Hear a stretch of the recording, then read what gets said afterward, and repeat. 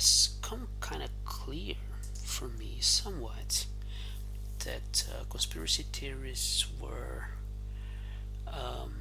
always racially charged in some degree. Um, they have misguided views towards things I can't really understand why anyone would be this way, including progress to the social equity of our modern day society, such as perhaps the most important technology, which is very lopsided.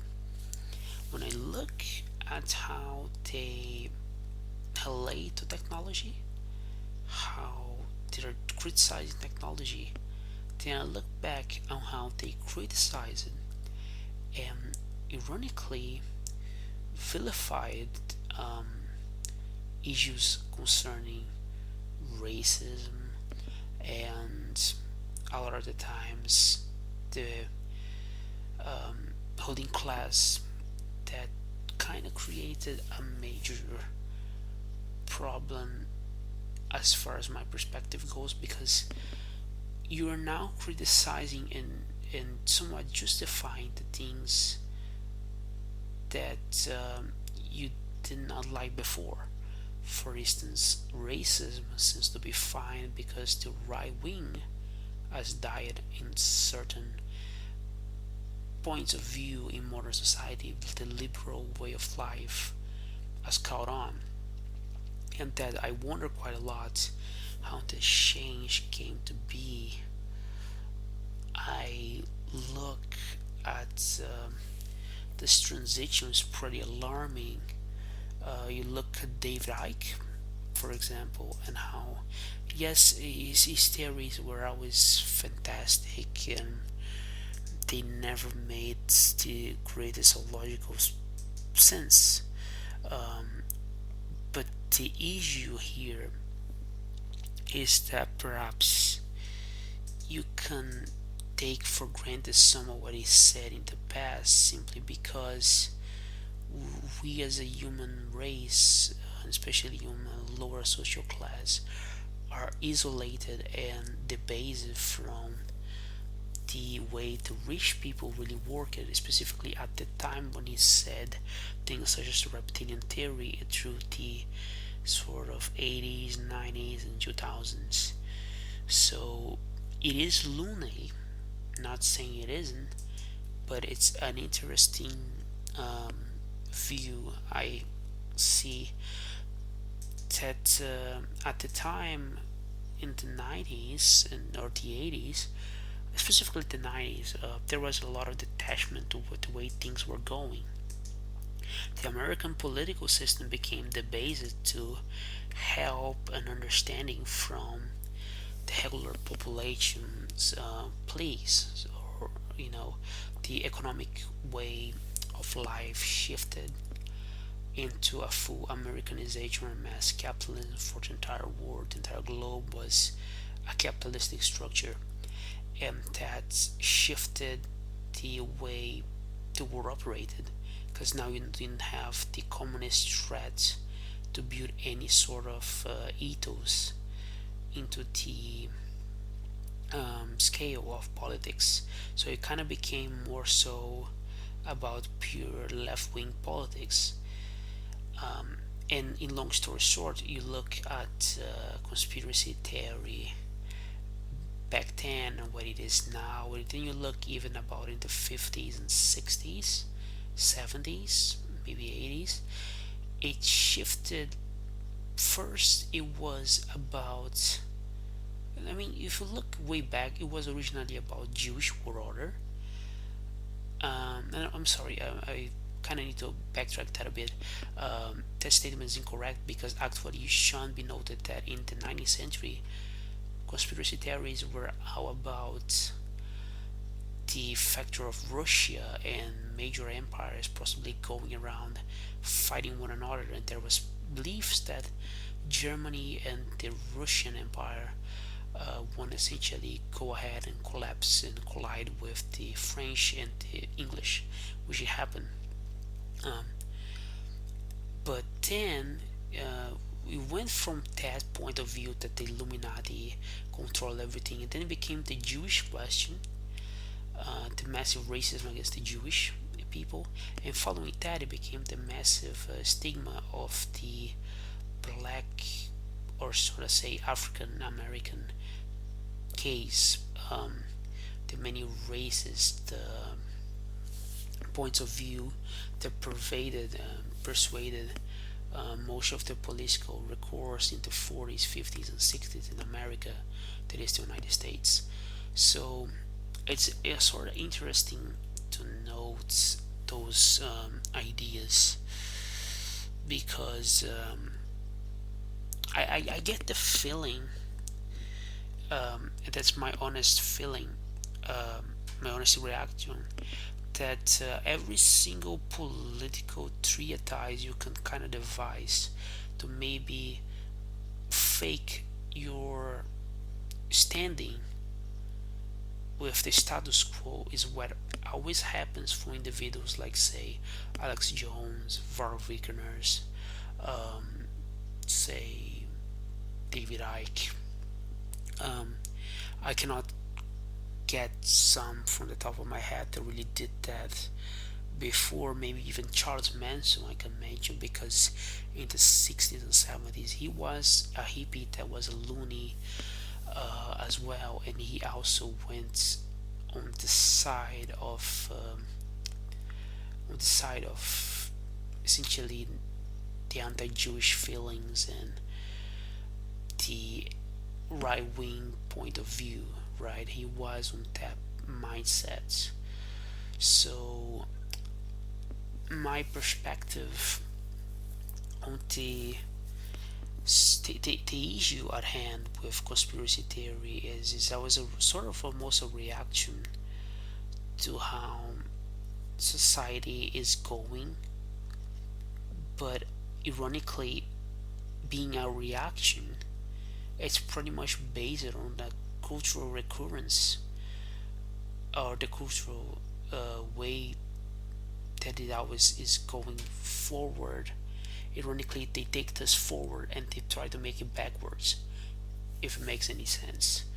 Um, it's not as particularly good in argumentation as well. There's many flaws. They loop-sided every sort of, they kind of retcon every sort of point of view here and there. Like the thing with the Heptilians. I mean, if you look, for example, the Heptilian theory, what place does that even have in science?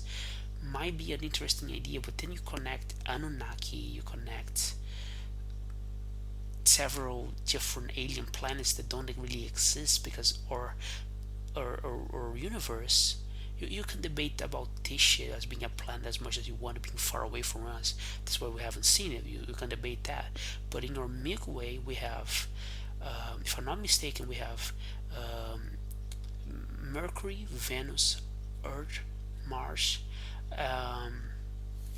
and I just forgot the sort of order. I think it's Mercury, Venus, Earth, Mars, Jupiter, Saturn, Uranus, Neptune, and Pluto.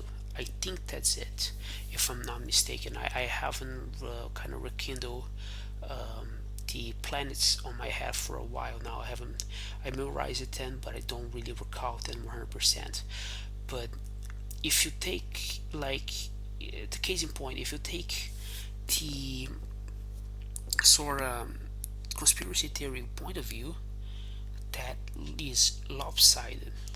So you get the understanding that there's more to the universe than we actually see, which then again, if there is, why was it not detected physically?